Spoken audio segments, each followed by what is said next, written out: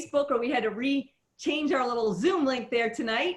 But for those of you who don't know me, my name is Leanne Gabriel, and I am blessed to be a Senior Vice President with ACN. And I know right now that we are all going through all kinds of difficult challenges with this pandemic.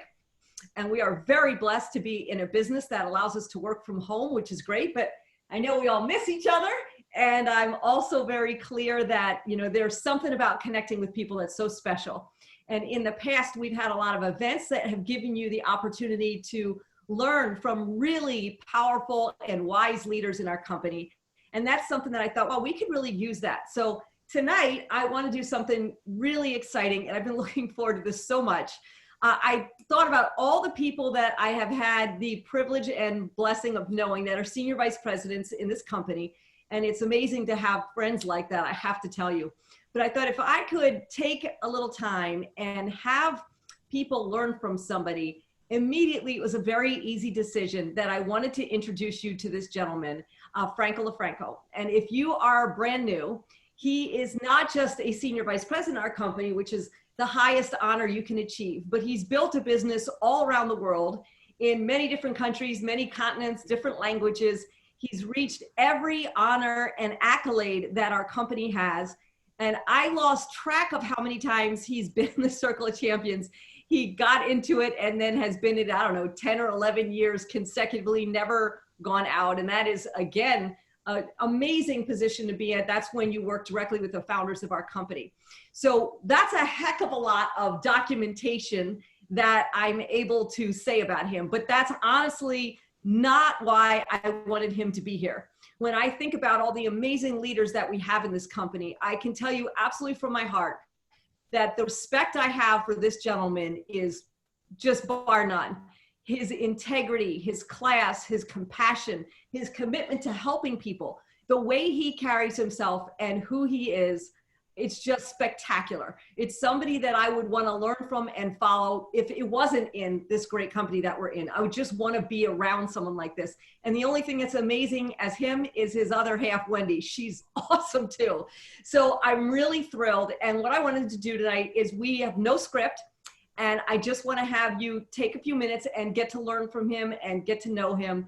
I just love him as a friend and a leader and everything. So I'm going to introduce you to my incredible friend, Senior Vice President, Circle of Champions member, Mr. Franco LoFranco. I would love to start off, Franco, for those of you who don't, for the people who don't know you yet, would you share a little bit about your background? I know quite a bit about you, but I think it's better coming from you, and why you decided to go ahead and get rolling with this company. Well, first of all, can I talk about you for a second, please? Okay. It's enough about me, all right? So first of all, I remember when I first got started in ACN, and I saw a video about you. You had been, I think you were a regional vice president when I got started, and I saw a video about you, and your story inspired me. How you came from the legal background, and you were sick and tired of that life, and the whole story about how you showed your husband the business and how you got him excited about you, enrolled him. I'm like, wow, this is like the craziest woman. She's like amazing. And then I learned about your personal growth background, and very similar to mine, and the kind of courses you took, very similar to me. And I had a natural affinity to you. And I remember getting on some of your conference calls and learning, and this is when I'm brand new and learning. And, you know, because I always want to learn from people whose language I respect. Meaning there's a certain way to speak in this world that impacts people and makes a difference, and you have that.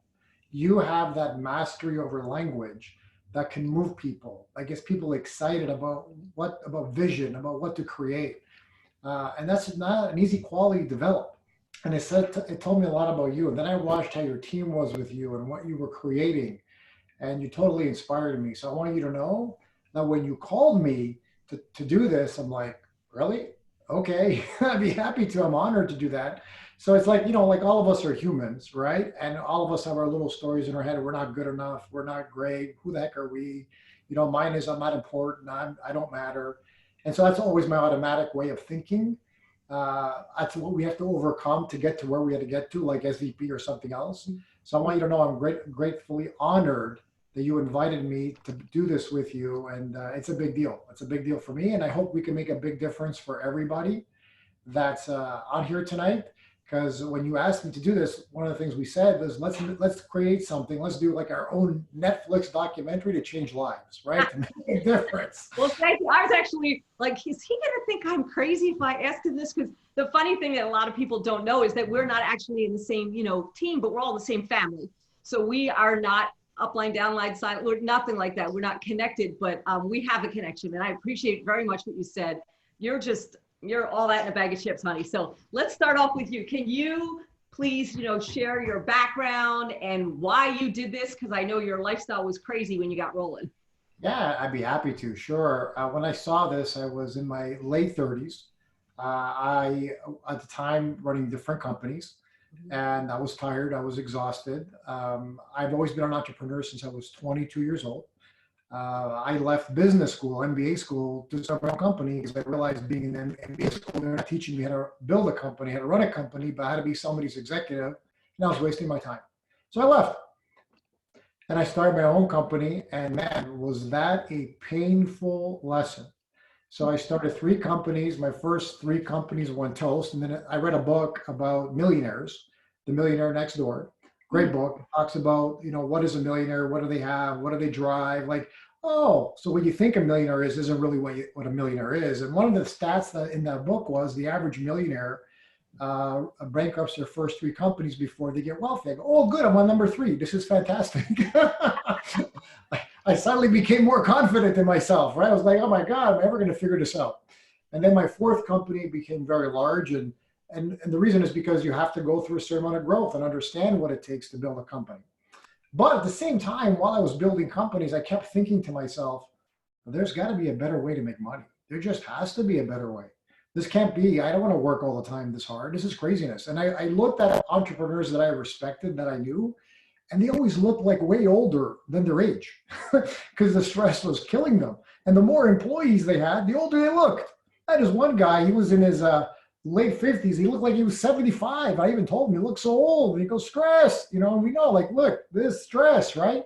And so when I saw ACN, I go, wait a minute, this is it. One of my best friends called me, and his name is Amar. He's now Regional Vice President Platinum. He calls me up and he invites me. He goes, I found it, time and money together. And he got me, first he had to follow up 6 times. That's the first thing he had to do. 6 times because I was busy, things were happening. I was playing recreational sports at the time, and I tore the ligaments in my ankle for the gazillionth time, and I was on crutches, so I couldn't get around, but he kept following up and following up, and thank God that he did, because on the 6th follow-up, I agreed to meet a gentleman, Mr. Alessensio, who sat down and showed me the business, and then from there on. Okay, I got a question if you don't mind. So, because we've all been through the experience of trying to share the opportunity with people, and people usually give up after once or twice. So when you say he called you 6 times, did it take him 6 times to get you in front of the information, or 6 times to get you to pull the trigger and join in? 6 times to get me in front of the information. Just to get you to look at it and look now. In fact, number 5, If I look at a lot of the top earners in ACN, it took them more than one time to get them in front of the opportunity and to look at it, because they're busy. Busy people that are going to do great things, are busy, and there's nothing wrong with that. How many times did it take you to get in front of the business?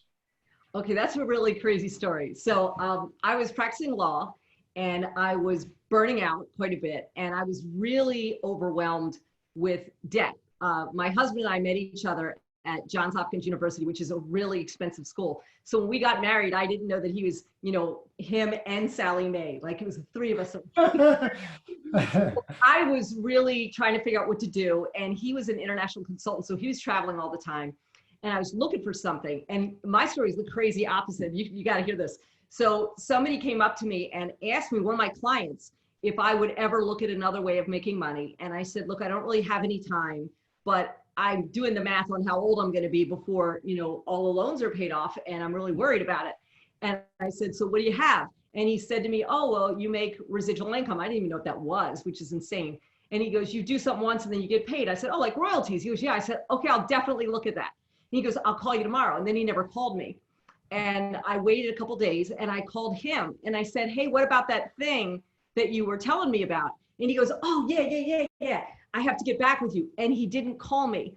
And then I called him again and he didn't call me. And then another client of mine who was in the business with him asked me if I would meet for breakfast. They did everything wrong. And I thought I was going to meet them for legal reasons. So we went to this Denny's that was right near their office and I met him in the morning. And then they pulled out this whole presentation and I ended up signing up on the other guy because he got me in front of the information and I signed up on the spot. But the first guy didn't follow up. So Amar's chasing you. I'm chasing the guy who's trying to tell me. So that's actually how I ended up in the business. It was insane. You know, it was really funny. But it's the opposite. How many times did you follow up? You still followed up. Yeah, another guy's like, yeah, you should have probably taken my call the third time I called you. But, you know, it's so funny. But who would know? You know what? But here's what I'll say. Like what the owners always taught us, which is you can't say the wrong thing to the right person.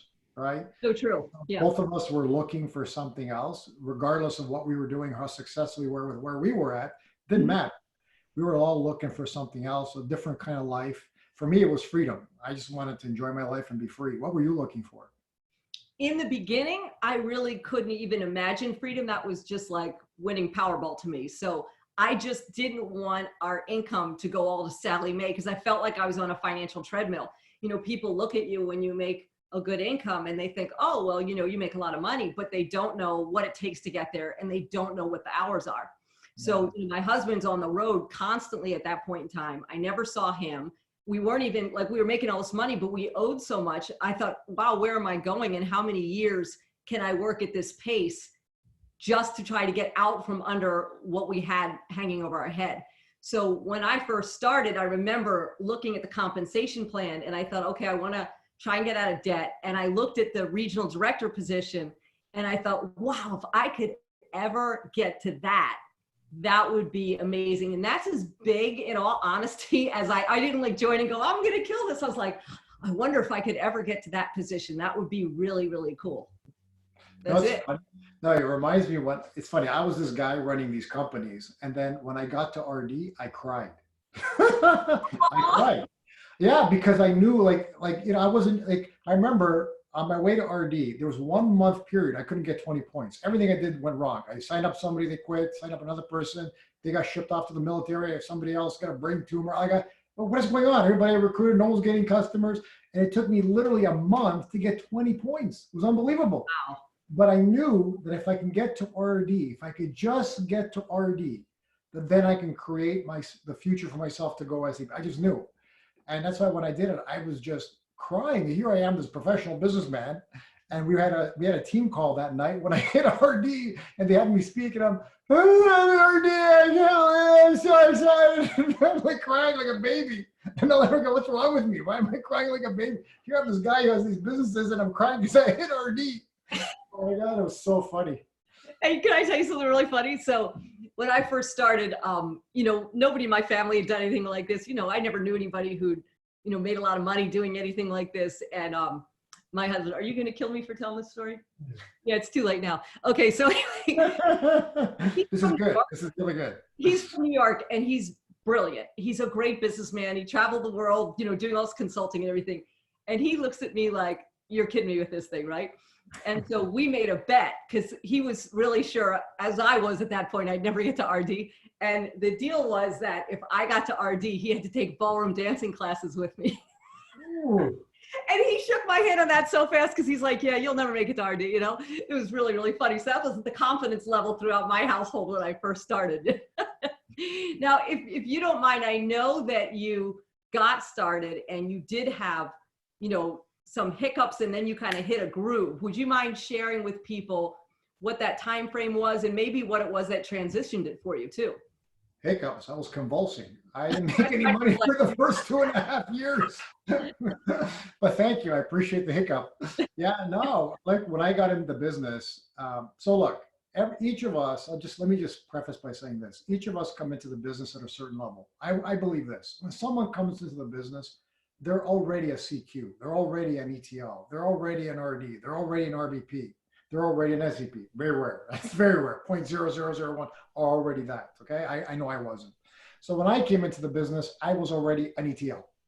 And then from there, I needed to grow and I needed to really grow. And so when people come into ACN, everybody, when we just don't know where they're at when they go. It depends on what their business experience, their personal growth and development, what they've gone through, what they've experienced, how much they've sacrificed in their life, how powerful their why is, their will and their desire. So everybody has a level they're already at when they join. So all of you guys that are listening right now to us, if you're stuck somewhere, that's who you are when you come in. Now you got to grow, right? So for me, I was ETL. Okay. So when I came in, I finally got to ETL, and then I got stuck at ETL for like months and months and months. Then when I hit RD, that was like really pushing it, but that was my upper limit.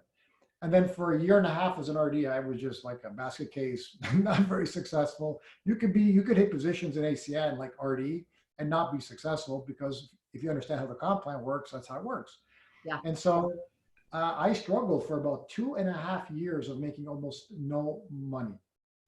And it was, doubting myself every single day. And Amar, the gentleman who recruited me, we laugh because we would call each other every day and say, okay, I'm quitting. And the other guy would talk the other one out of not doing it. So I would call him and, all right, I'm going to quit. He goes, no, you're not. Come on, we got this. And the next day he called me, all right, I'm going to quit. I go, no, we're not going to quit. So the joke is, thank God we didn't want to quit the same day. Yeah, right? Yeah. But then I had a very powerful call with Mr. Tony Kupas. I called him expressing my concern. Hey, I'm 2.5 years. He goes, Franco, you're a business owner. I knew deep down inside of me that company and businesses take a long time to build. And I was willing to stick it out if I understood this business. But I had no direct sales experience. I didn't understand. And then Mr. Tony Kupas says something to me that changed me forever. What did he say? Oh, you want to know now, do you? No. Okay, I'll tell you what he said to me. It was very, very powerful. And he said, look, Franco, believe me, I can relate to what you're saying. A lot of people go through what you're going through. Yeah. But let me explain you how this industry is and how ACN is. What if you made no money? He goes, how long have you been in the business, Franco? I said, 2.5 years. Okay, good. How much have you made? Almost nothing. I said, okay. I said, what if you made no money for another 2.5 years? So for 5 years, you made zero. I said, okay. But then every year thereafter, you made $500,000 in residual income. Would it have been worth it to struggle for 5 years making no money? I said, heck yeah, sign me up for that program now. Well, that's the program. The problem is you don't know when your 5th year is going to be, because you don't know when it's all going to come together for you. And when you close the door behind you, where you don't leave yourself an option but to succeed. And in that moment, my mind just went, oh my God, I realized, I had a door open that of doubt, that's why behind me, imagine, believe, achieve. Yeah. Because you got to imagine it, you got to believe, then you go get it done, right? And so for me, I'll never forget when we had that conversation, I said, okay, let me close the door. And I started to think differently. I asked myself, what do the top producers do? How do the top producers think? How do you become a circle of champions? How do you become an SVP? I never asked myself those questions before. You would think I would have asked myself those questions. I never did. I started following around the top producers. I started jumping on the, not just any SVPs, the top SVPs, like 1, 2, 3, the top circle of champions, 1, 2, 3, the top money earners. What were they saying? What was their language? I suddenly became serious, right? And then I started doing that and applying everything I'd already learned. And then it just exploded, right? 18 months to senior vice president. And wow, I've been an SVP ever since. It's been unbelievable. So how many years have you been SVP now? 11. 11 years. 11 years. I want to ask you some questions, okay? Well, I guess 2 questions. What's it like to be an SVP for 11 years? Like, if you look at the changes in your life, what are the things that have been most powerful for you becoming a senior vice president and living like that for 11 years? How many years have you been an SVP, Leanne? 8. Hey, so you're pretty close, right? So a lot of I'm trying to catch up to you yet. No. It ain't gonna happen, just so you know, it's not gonna happen. No, it's not. It's not possible. Those 3 years, good luck. Yeah. So, and you probably can relate, because I'm gonna ask you the same question too, because I think it's powerful. We probably have like similar, but yet different experiences. So as soon as I became SVP, here's what, I was in Arizona. We were doing an event and Tony Kupas was there, and I'd been an SVP for about a month. And I was still on the high. You know, when you get SVP, like it is the greatest high in the world. It's like everything is surreal. Oh my God, the lights are brighter, the sunshine is beautiful, the colors are everything's more beautiful when you're an SVP, right? And then I'm talking with Mr. Tony Kupas, the event. He goes, Tony, he goes, Franco, congratulations, you're an SVP now. I said, yes. I said, listen, I need you to create a new position now for us to go after because I want another goal. And here's what he said to me. How about you don't lose it? I'm like, what? How about you don't lose it? And immediately I know what he's talking about because one of the things that happens when you get a goal is you start sabotaging yourself and your business. And you've seen it in people on your team. I see it with people on my team. I see people in general in life. Look how many professional athletes have destroyed themselves and what they've done and how many end up broke because most people cannot handle success when they get it. And so I went on this kind of like a journey of being an SVP, staying an SVP, meaning I needed to get a greater purpose. So I took some time off because at SVP, we can do that. It's a real beautiful thing. Yes, Took it is. a bunch of time off. And then I got a coach who coached me on creating a purpose for me now moving forward. See, when I started ACN, my purpose was clear. My purpose was I wanted freedom. I wanted to take care of my parents. That's what I wanted to do. Then you get to SVP. Okay, that's done now. Now what's the purpose? What's my why? What's going to keep me inspired? And so I got a coach. And at first, this got triggered because I spoke with Robert Stefanowski. And I was getting a little down. You can. When you have all this residual income coming in, it's crazy. Like, let's be honest. It's a beautiful thing. And it's crazy. I know all of you would love to have this problem. And I welcome all of you to have this incredible problem of all this money that keeps coming in. It's a beautiful thing. But Mr. Robert Stefanowski, I called him and I said, Robert, I'm a little down. I'm feeling a little depressed. And he goes, let me guess, you're an SVP now and you don't know what to do. I go, yes. He goes, you're not the first person to call me based on this conversation. And so here's what he said to me that changed my life and profound, that continued my journey forward. I'll say it that way. He said, Franco, look, obviously we make a lot of money as the owners. Why do you think we work as hard as we do? And I said, yeah, you guys make way more money. Why do you guys work so hard? And here's what he said. He said, what good is it if you're wealthy and help no one else do it? How about you join us in a journey to change people's lives? That's what inspires us. That's why we're in this. We're not going anywhere. And you know them as well as I do. They're incredible people and they stand for that. And he said, create a plan, call me back, let me know what you want to do. And that's what I did.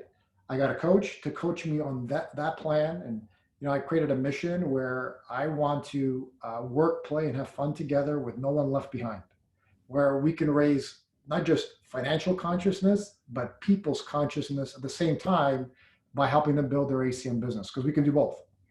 And that's what became my mission now. And that's what I'm inspired to do. And that's why I'm on here with you. That's why I keep building ACN. We know a lot of SVPs you'll never hear from. True. Yeah. Right? That's because now they get there, they got what to do other things. Good for them. They've earned that right. I always laugh. People think the only SVPs are the one they hear about or see in trainings or present. I go, no, those aren't the only SVPs. There's a gazillion SVPs. You're just not going to hear from them. That's not what they want to do. Some of them ride off into the sunset, Yeah, that's cool. They have the right to do that, right? For me, It became this. This became my mission, my purpose, make a difference. So that's kind of like the purpose and mission that I'm on right now, and I'm excited by it. I'm excited. It inspires me to get to work every single day. I still do PBZs. Why? Because I love that. It's so much fun. And I want to ask you the same question now. You're an SVP now 8 years. I know, look, you inspire, I got to tell you, in my team, you inspire a lot of people. Like a lot of people tell me, oh my God, Leanne's my favorite. She's incredible. So when they found out that we were doing this, obviously they wanted to be on. So I just want to hear from you. Like, what is it? 8 years as an SVP, your life. What are you creating? What are you doing? What are you helping to do? I know you got a bunch of people about to go RVP right now as well. You're still keep inspiring people. I've actually got, God bless her, a shout out to Donna Perkins out there in Ohio. She's like 26 points from hitting RVP. So she'll hit the next 48 hours. To me, I guess it's a couple things. Like, I really wanted to get to this place so badly, but there's so much in the journey. You know what I'm saying? There's so much that happens to you along the way. So yeah, it is amazing to be an SVP, but then you can get really attached to helping other people go through the journey, because what people don't understand is the journey is as life-changing as the destination. And that's, I think, the thing that people miss out on. Because look, you know this, there's nothing there's nothing difficult about becoming an SVP, but everything about becoming an SVP is difficult, right? Because I look at it like we all have the same financial opportunity, and we all have the same, services and the same team building opportunity. All that's the same. To me, the whole battle is this, can you overcome your thoughts and feelings when they are not aligned with you being a successful human being? When the little demon in your head or the little monster on your shoulder is telling you to quit and a bunch of stuff goes wrong and you're worth it. And when you go through all of that stuff, the ability to wrestle that and to be able to ultimately fight through that is such a life-changing experience, because it will hit you everywhere, as a parent, as a spouse, like all of that's going to come up in everything that you take on as an endeavor if you want to have a great experience in life. And, when I really understood that whole process, and I had some times that I really went through it, in a way.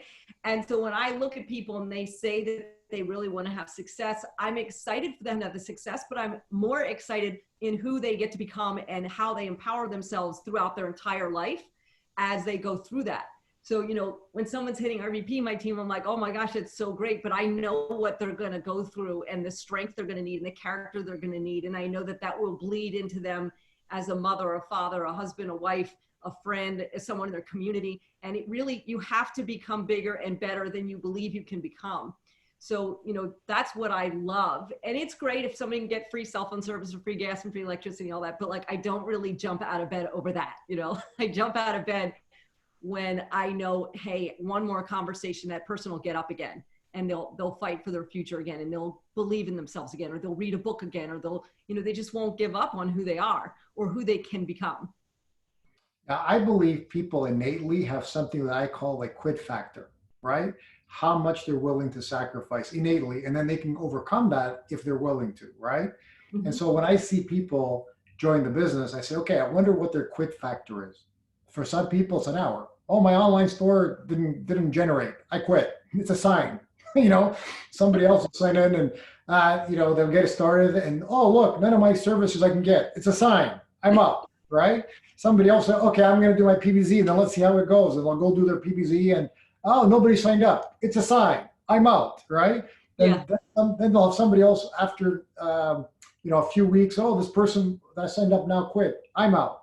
So everybody's got what I believe is a quit factor. I believe SVPs, either it's so high you can't even see it, right?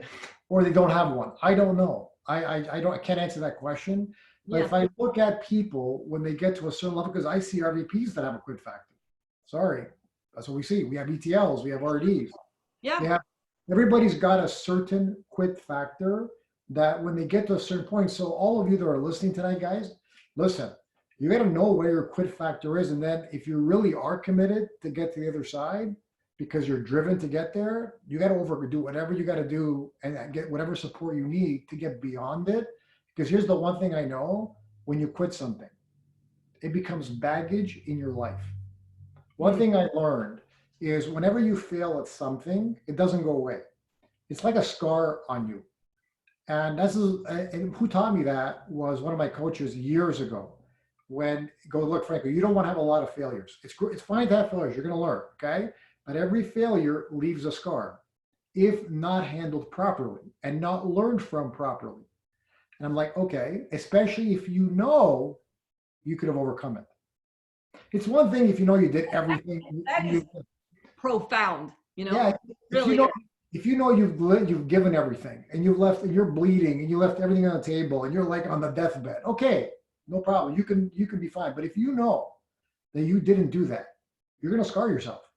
And so that just leaves an indelible mark on you, and you carry that moving forward. If you notice, a lot of people, when they fail at something, they now carry that with them, right? And now it's there clouding whatever they're doing now, expecting the next failure. And then expecting the next failure. And then pretty soon they just surrender themselves. to survive the best life they can possibly live, given that way of thinking. And that's the thing that makes me the saddest about people, because without a lot of personal growth development, they don't know how to overcome that. They don't know how to get all that stuff complete for themselves and clear a path for themselves to get success. And we see it all the time, because we sign up so many people, obviously, into ACN, and you get to see everything, right? And so for me, it's interesting to see where people's quit factor is and what level it's at. It's fascinating to me, and like where ours is in comparison. It's just really interesting.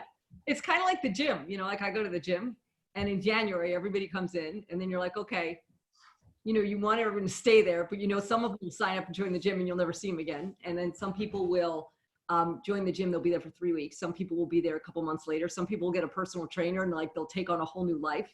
And there's nothing about the gym. The gym's the same for everybody, you know. And it's funny because I'm listening to you and the quit factor. And I was in a car accident a couple years ago. And when I came out of it, it was a mess. You know, somebody had hit my car and I couldn't work out, and I couldn't use my left hand, and I couldn't walk, and I had all this crap I had to go through. But what was really helpful for me was all the times I had to get up again, so to speak, you know, building my business, that when I had to go to physical therapy, I was like, okay, you know, I've done this for 3 weeks and there's been absolutely no progress whatsoever, but you know, been there, done that, right? So, you know, when you don't quit, the same way quitting will ripple into your life, when you don't quit, not quitting will ripple into your life in a lot of places too. And I think that's so magical about this company, you know? So let me ask you this. What is something unexpected? Like, let's say you got your eye on SVP and you know what it's going to be like financially and the lifestyle. Like that's, you know, you get to do what you want and own your own time and money comes with you working out. All that stuff's awesome. What's something that you didn't expect when you started your business and started your journey? What was like a great extra or surprise or something that came out of it? Positive or negative? Which one do you want? I was thinking positive, but whatever you want to say, you know? I don't know. So I had thought I had done a lot of personal growth development, which I had. And then and look, when you're in the corporate world for as many years as I've been, since you're 22, you're the boss, right? And most of the companies, like I wanted to be the owner. So you know, it's my business, right? Yeah. And so it was interesting. So when you're the owner, somebody doesn't do what you say, you fire them. You don't empower them, you fire them, right? And so that just was my attitude. Like, hey, what's wrong with you? Like, are you crazy? What's up with you? You know, what's the matter with you, right? And I did it for so many years that it's like, it's here. It's still here. It's ingrained in here. So all of a sudden, you know, I start building the business and I start recruiting people. And now I treat them the same way as if they were my employees. Well, the first 20 people, other than my sister and my brother, because they're my sister and my brother, all quit. My first 20 people I personally recruited, I was like, you know what? We're done with this guy. We're out of here. And so they all quit. And I'm like, what's wrong with you people? See, this is exactly your problem. Look. So of course I made them wrong. And that's what I do. And, you know, so that was like, okay, then at some point you got to do an introspective and say, okay, no, it's not them. It's me.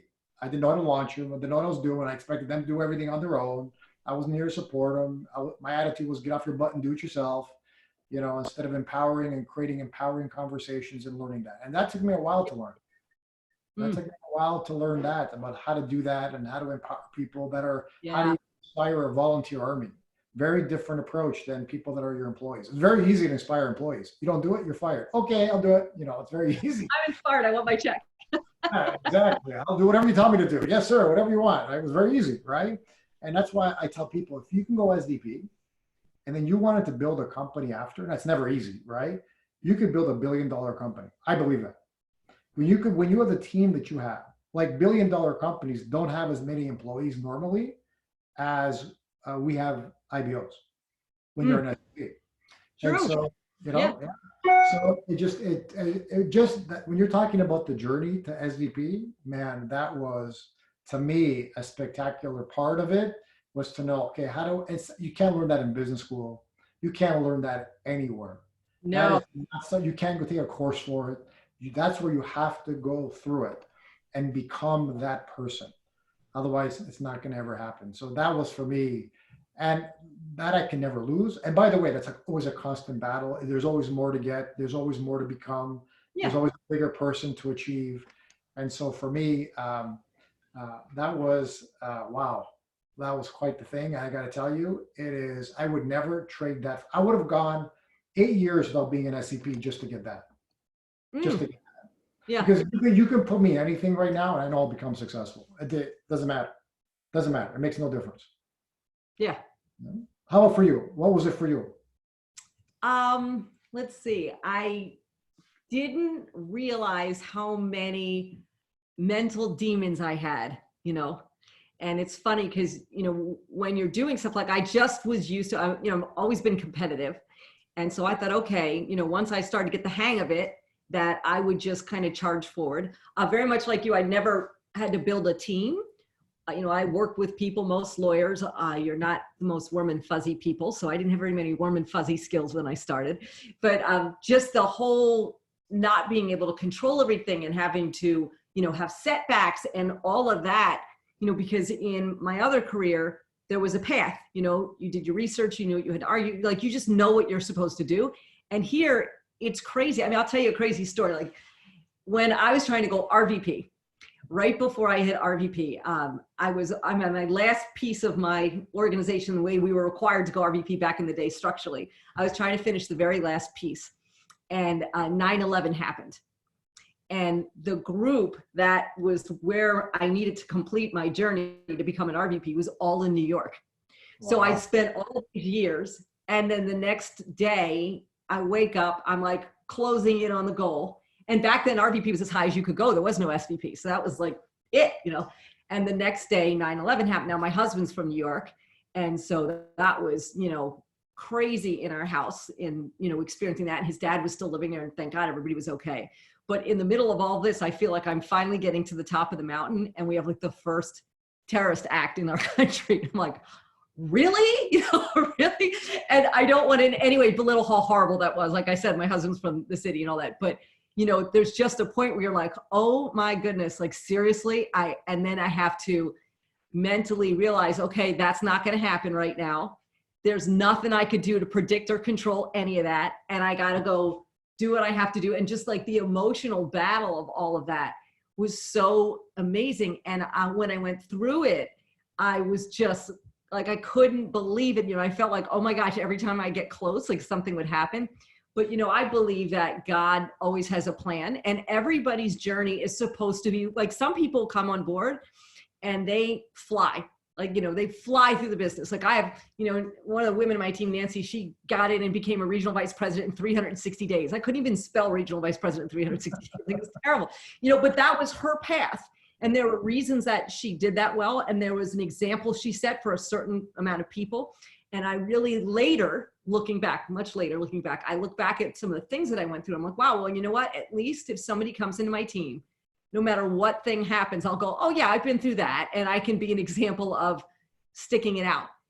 So I was just surprised with how many times I had to control my brain at that moment and my emotions and not get knocked out of the box and not think, oh my gosh, is this a sign? Like, are you kidding me? You know what I mean? All those things would come up. But again, that's something that comes up everywhere, every time you're at a challenge, whether it's in, your health, your spiritual beliefs, your marriage, your parenting. Every time you get to a point where you're like, oh my gosh, something just knocks you out, how you process that in that moment is such a skill that ACN will teach you, fighting through and getting through those things. So that was kind of the really unexpected hard part for me, which I'm now, being an SVP for all these years, really grateful for.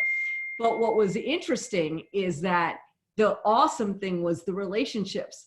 And I never in a million years thought I would have the friends that I have. Like, it's crazy, the people that I get to be around. And, look, you're one of my favorite people ever. I would never have known you. Like, how would I know you? You're in Canada and Arizona and wherever you are, we would never have crossed paths. And, we do have a lot of personal development classes and things that we happen to have done in common, but I have friends around the world that are amazing people that it's such a gift to be able to know and talk to and share life with. And that was not on my radar, that would be a side of what came out of this. And, it's funny, when I got into ACN, I had just gotten married. and we didn't have kids or anything else like that. And when I got pregnant with my son years ago, and I had my baby shower, the woman who is now one of my very close friends who threw my baby shower was somebody who had come into my team in ACN in like 1996. And that's how we became so great friends. And I'm like, oh, you know, there's just so many things that you think about the money and the success or whatever it is that your goal is, but there's so many other things. And also, you know, I got a totally different view on God and my faith. And that was really missing in my life when I started.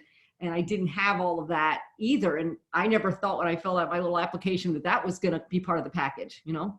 No, listen, I totally get it. It's funny. You know, one of the things that happens to us when we get into a journey like this is we got to get out of our comfort zone in a very big way, right? And so when you're doing that, that's when all of the stuff starts to hit you, everything starts to happen, and then you never know where you're going to end up, right? And I intentionally find things to get me out of my comfort zone. Why? So I can relate to a new IBO. Yeah. Me, it's important that we stay relatable to people, right? Because that journey that we went on, okay, now we did the journey. Like we got to where we got to get to. It's an amazing place to be. We're at the top of the mountain. It's awesome up here. It's a beautiful thing. But we got to bring people up, right? Well, how do you bring people up? You bring people up by staying relevant with them, by relating with them. And so I'm constantly, so I became a pilot. I didn't have to become a pilot. I became a pilot because it was the hardest thing I ever did in my life, way harder than SVP. I don't want to kill myself. I am not mechanically inclined. You're gonna laugh. When I went to be a pilot, I couldn't change the oil in my car. I couldn't find the dipstick in my car. I had no idea. Zero. I had zero mechanical ability. And so here I am now in pilot's class, and my instructor is teaching me stuff, and he's looking at me and he goes, "You don't have a clue what I'm telling you, do you?" I go, "I have no idea." I have like zero. But here's what I do know. Step by step, you will learn. I just got to focus on what's important so I don't die. You know, learn it step by step.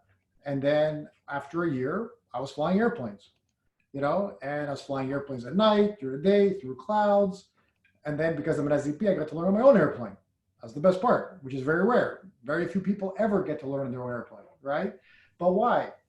To get me out of that comfort zone. I don't want to be comfortable, because if I'm really going to make a difference for people, I've got to be more uncomfortable than the newest IBO that joins. That's what I got to do. Yeah. And so think about what you did. Like I'm fascinated by you because you came in from a legal world, again, like me, no direct sales experience, nothing. That's a statement. Yeah. We had no direct sales, but what do? We were willing to get out of our comfort zone. We're willing to go learn, right?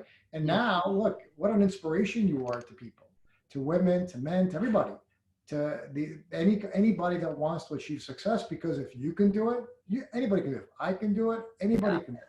Hey, I couldn't even get us on Facebook Live. I hope it's working. If not, I'll post it. But I have no technical skills. I'm like, nothing. I was getting out of my comfort zone just trying to do this today. I'm like, okay, I know I can figure out this whole social media thing. I'm not, you know, super slick with all of that. But, you know, I will share with you that it is amazing, you know, and the same way you are saying those kind things, like everybody on my team really admires you and your humility and your integrity, and, you know, you're just awesome. And it is one of the fabulous gifts. You know, when I was practicing law, and if there's anybody out there who's a lawyer, look, there's great lawyers out there. I'm not saying anything bad about lawyers, but, you know, it wasn't a place where, you know, you felt that people wanted to make your life better. You know, it was competitive, it was cutthroat, and the kind of law that I practice particularly, but it was so different. I remember coming to my first event like this, and, you know, my first live event for the company, and I walked in and they were hugging each other, and I was kind of like, why are they all hugging each other? Like, what's that all about? You know? And looking back, I'm going, how sad it is that I thought it was weird. People really wanted to create joy and happiness and wealth for other people. You know, like, I was like, wow, something's wrong with that. There's actually something wrong with that it doesn't go on, you know? The other thing I just want to share, and I wanted to kind of hear your take, is it's been really a reflective time during the pandemic. And, you know, for me, one of the things I'm so grateful, because I see the hardship that so many people are going through. I mean, first and foremost, you know, every night I pray for this to end and for people's health and safety, and that's the most important thing. And then even beyond that, though, I just see so many people who work in, restaurants or health clubs or salons, and they haven't been able to work and they don't have any income coming in. And it isn't just that. They've got kids, they've got, I've talked to some business owners that are afraid that even when they get to reopen, that they've lost so much, will they be able to survive it? And will people come back in? And, I never thought about anything like this. Is something you would never think would happen in America. That's kind of how us Americans think. I know you must be laughing because you're Canadian too, but you just don't think about it. And the fact that throughout this whole experience that we are privileged and blessed enough to focus on helping other people and know that our family is just like taken care of. I mean, because for goodness sake, everyone's still paying their electricity and their cell phone and all that stuff. Everyone's using it more than ever. So I don't have to think about that. And it's kind of a very humbling honor to go, okay, during this time, what can I do to reach out to other people and not be up at night, freaking out. And I'm so grateful for that. And I was just curious, what your thoughts are, because I know you have a really large global business, and just sort of what you're seeing and what your thoughts are about all that too, if you don't mind sharing. Yeah, and for me, business is my background, so this is like something that's near and dear to my heart when we go through things like this. We went through 2008, 2009, 2010, and it was an historic period for ACN because that's when people wake up. People when they're at the bottom and they need an opportunity is when they actually go look for an opportunity. But I'll tell you what's different this time that I'm hearing and seeing that I didn't see back then.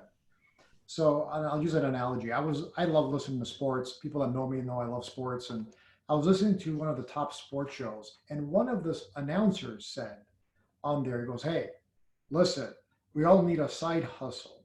If you're in the pandemic and you haven't come out of this with a side hustle, you're not paying attention." Right? And that's not something I ever heard back then. Back then, 10 years ago, when we had a recession, people were saying, I got to find a job. I got to find a different job. People today are understanding more than ever. I can't just have one source of income. That's ridiculous. Now, that's because of the internet and all the other things that are happening out there, and people are actually learning. Younger kids are learning. They got to have multiple sources of income. We just happen to have the best one, right? But I think this has triggered something in a very fast way. It's forced us to learn really quick how to do this all virtually, which I'm so grateful for. That's the first thing I'm grateful for, is thank God, right? Number one. Number two, it's also triggered in people to, I think, really realize I just can't have a job. And by the way, 25% of the jobs are not coming back. We're going through a permanent restructuring. This is not a temporary thing. Oh, July will all be, no, this is not going to be that, guys. People that think that, they don't understand what's about to happen. I was talking to, again, Mr. Robert Stefanowski, and he's predicting that we're going to go right into a massive recession and then a depression. And it might be one of the worst ones ever. And for us, it'll be a boom, a total boom for us.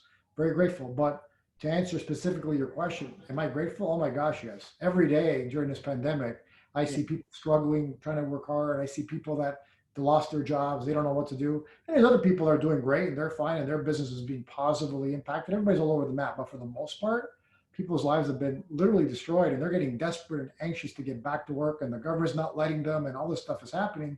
When for us, this is what we need. Little computer, little phone, essential services, we're good to go. And it's amazing. And then what you make is up to you. So for me, when I look at what this pandemic has done, it's triggered something in people. I think fundamentally more than 10, 12 years ago when we had the last recession. So I'm hoping people learn from this. The people learn that they need multiple sources of income. They need to be able to make multiple incomes at the same time. One of the things that drives me crazy, one of my pet peeves, it's one of my pet peeves. Right?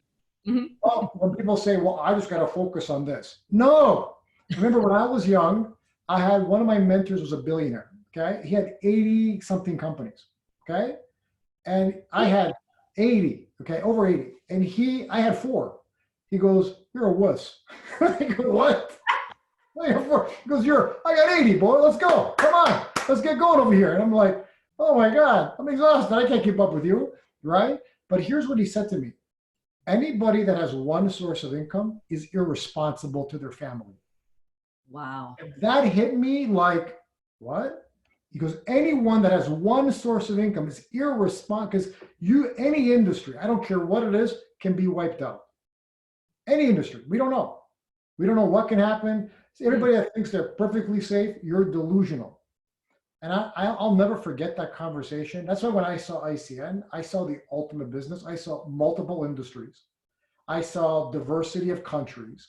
I saw the ultimate in multiple incomes within one income, right? Yeah. And so like if something ever happened to ACN because of our partners, the world's coming to an end. We have a different problem, right? So when like the thinking for myself, because of the people that I've surrounded myself, I always want to surround myself with people that are very successful, that got to a certain level, that inspired me for what they've done, is a very simple conversation. Can you focus on more than one income at the same time, or you can't? Or you can't. And like that always drove me. Like people will say, well, how did you run these companies in ACN? What do you mean? Doesn't everybody do that? Why can't you do that? You got to prioritize your time and be very diligent with what you do. Yeah. People, turn off the TV. Exactly. Stop watching Netflix. Like, come on, people. Everybody can do multiple things at the same time. I love doing multiple things at the same time. And so like I love when we recruit realtors, right? Oh my God, they make me laugh the most. Realtors, right? No, I'm a realtor. I want people to know me as a realtor. I go, wow, you want people to know you as a professional bath and kitchen shower. That's unbelievable. Good for you.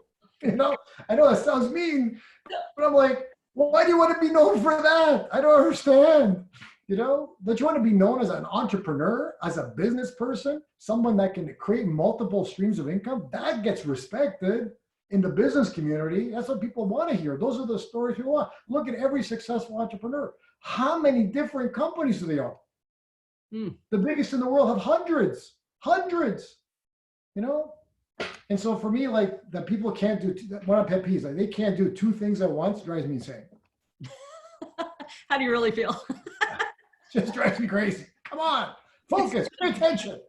I believe that a person who's extraordinarily busy will, if they buy into, building this, they will build it really well if they're more busy, because they have learned that skill of compartmentalizing their time, and doing all that. And, also I know that people who are really successful, they don't mind giving things up, so everybody has time. Sometimes people will say to me, oh, well, I'm really busy. And they'll go, oh, did you see, this on social media, or did you watch this show, or there's some crazy thing that's going really big on Netflix right now, something about tigers or something like that. I don't know what it is, but I know everybody's been watching this thing. I'm like, very disturbing, but don't watch it. Very disturbing. But it's funny because we're in this position to like really be honest. I remember when the whole shutdown started and people were like, well, I'm going to, read all these books and I'm going to reorganize my house and I'm going to do this and I'm going to do that. And I have worked harder than I've worked in years since this happened, because I know that there are people praying for something right now. And I am just so grateful that I can be in this position, that we're okay and we're great. And it's insane to be a senior vice president and I have all this cyclone going around and be like not impacted. So I've just been, working at a crazy pace, because I feel like, wow, it's like I've been given a gift and I have a responsibility to help the right people. And some people will shut down during a time like this. And, there's no judgment about it. That's just like how they process at this point in their life. And some people will go, oh my gosh, like I have to do something. And I talk to people every day. I was talking to somebody a few weeks ago and she was an Uber driver and she was just completely shut down. And then I talked to somebody a week later who did something similar, who was like, I have to start. So two people in the exact same position, just where they are. You're talking about like their quit factor emotionally. One person's like, oh my gosh, I'm done. Like, what am I going to do? And they just are stuck mentally and emotionally in the pain of where they're in.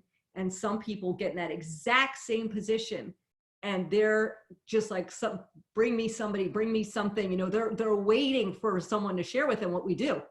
So it's been crazy. So I have not caught up on a whole lot of books and I haven't seen whatever that tiger thing is yet either. So No, I'm fascinated with this point that you make. Like, this is the point that, like, I'm fascinated by. I'll tell you why. Why is someone one way and somebody else the other? I'm like, how, and you can have like two people in the same household, each have a different perspective of life. And I always share this example. When I was a kid, my father had a cube on our coffee table in the living room. This cube was glass. And on each side of the glass was a saying. So there was one that said, behind every problem lies opportunity. Can you see it? Behind, like, for every, what was the other ones? It was like four of them. That was the one that I remember the most. Oh, one was, behind every lie, there's a truth. Behind, there's like all these different things, right? The one that always stuck out to me, because I don't know, for whatever reason, always facing me when I was watching TV, behind every problem lies opportunity. Can you see it? And so I remember sitting down as a kid, 5 years old, 6 years old, 7 year old, always seeing that, seeing that, seeing that. It just trained me when a problem comes up. Okay, what's the opportunity? What can we create? Yeah. What can happen? Right? And I don't know if that's the reason why. Maybe I attribute it to that. I have no idea. It could be. Yeah. But I'm always fascinated why some people, they see something like a pandemic and they shut down, and somebody else like us, oh my God, this is when we build empires. This is when we build incredible legacies in business and in ACN and in our families, when we create something special, because we're in a 4 or 5 year run right now. That's what I believe, because we're not going to be out of this for another at least 4 or 5 years before we get some kind of, and it's never going to be the same, but some kind of, call it normalcy, for lack of a better word. So the people that now are going to put in that time and that effort, that sacrifice for the next 4 to 5 years, this is when people are going to make unbelievable fortunes, is what I believe. But it's that thinking that has them see that and has that vision versus those that don't. So true. And that is a good inquiry. Like, where does that come from? I mean, it could be that you were fed that from your home and your parents, but then also, you'll see people sometimes who grow up in really bad situations, violent households, not even talking about the financial stuff, like the emotional and physical abuse. And they know something's wrong, though, like something in their soul is telling them they're supposed to be something and they're supposed to do something with their life, and that they don't belong there. And you can even see that. You'll see, people who grow up. When I was finishing law school, I did a paper on domestic violence, and that was kind of my, thesis, so to speak, at the end of my law school years. And it was amazing to me that you would have people grow up in a home that had really bad domestic abuse, and there could be siblings, and one of them would grow up and do exactly what was done to them and perpetuate that. And the other one would go the polar opposite direction and be like an inspirational speaker and go help people out of it. And you're like, wow, what is that? Like, what is that that's in there? And some people just come out like that. They just have that sense of, no, I'm not supposed to live like this.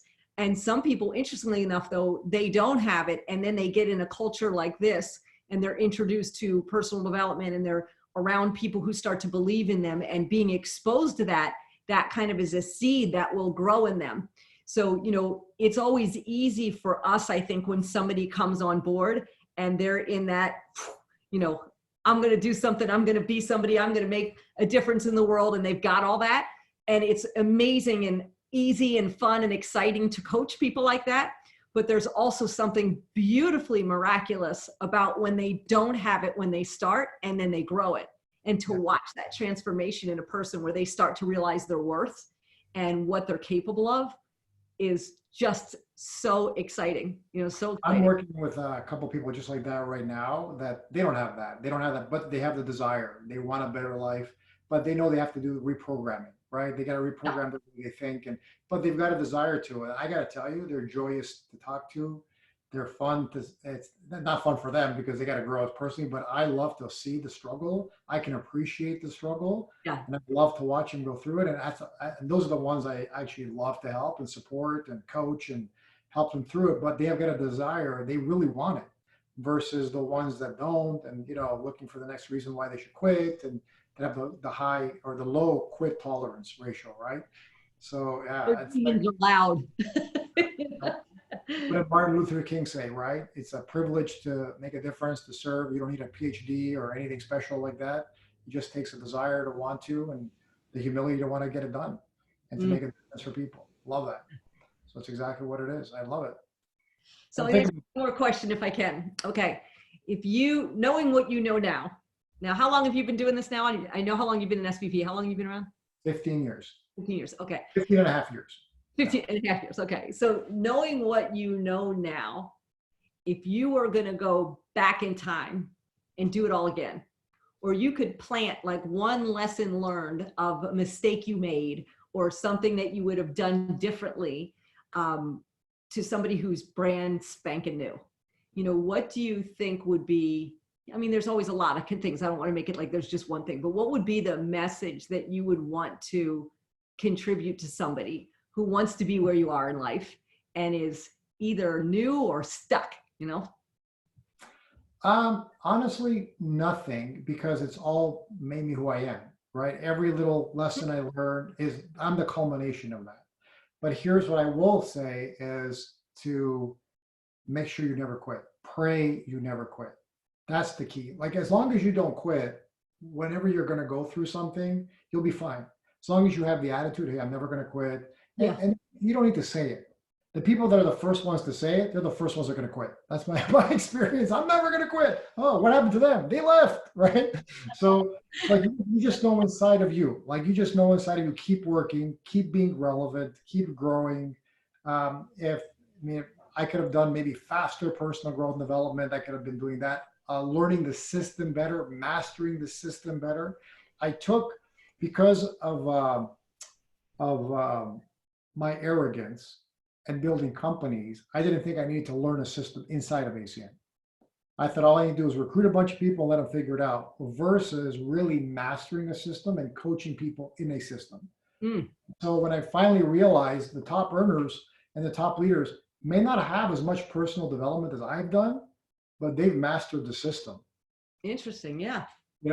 So if we know some of the SVPs that maybe they haven't gone through the same personal growth, but they are masters of the system, and they teach that system, and they have everybody following it in a very, very simple way. And so when I realized it's a combination of the two, yes, personal growth development, yes, all that's important. But when I came in for 2.5 years, I remember Larry Raskin, I called him. For those of you that don't know Larry Raskin, he was one of the top #1 producers in ACN for the longest time. And now he's the VP of Latin America and helping ACN expand there. He's so successful, the company took him in. And I called him and I said, Larry, this is after I spoke with Tony, so now I'm thinking differently, right? Larry, I want to be a COC and SVP. He goes, okay, great. And I'm going to do whatever it takes. I said, okay, great. And the first question he asked me is, okay, what's your system? They're crickets, right? He goes, okay, I'll take that. You don't have a system. Okay, your first thing is you need a system. I go, what are you talking about? What do you mean I need a system? You got to recruit some people. He goes, no. when they get into the business, what are you going to teach them? How to recruit more people. I go, how? I don't know. Call them up. Like, I didn't have no system, right? And so he just really got me to think I need a system. That's when I started following the top earners. What was their system? What were they doing? What were they creating? Yeah. Not just the average person. Who was the top? Who are the people that are perennial SVP Circle of Champions member all the time, and their teams are. And that's where, you learn. That's when I got to learn. So for me, it was like, if I would have day one, the first month, known that system, different conversation. But hey, I had to go through, right? How about you? I think, and I struggle with all that stuff too. So don't think that that's not, but like I said, there's always multiple pieces. I think the most important thing that I would communicate to somebody is to, Tony Robbins. I love Tony Robbins. I've read a million of his books and listened to many of his audios. He has this expression. He says, guard the door to your mind. And that's what I would tell somebody, because look, when you try and do anything outside of the box, anything, there will be people that will tell you not to do it, or people who will ridicule you, or people who will discourage you. Now there's going to be people who will uplift you and support you and believe in you. You're going to have both. But you have to be very careful about what it is that you are allowing people to put into your head. Because it's bad enough we all have our own internal conversations. Like we said, am I good enough? Can I do this? Do I deserve it? All that stuff goes on naturally for any human being. But then you got it externally coming at you too. And it could be, the person that you work with. It could be your mom. It could be your brother. It could be your spouse. It could be like anybody. But people will say things. And in many cases, they think that they're protecting you from getting hurt, or protecting you from failing or protecting you from whatever. But, without taking chances and doing things in life, you miss half a life anyway.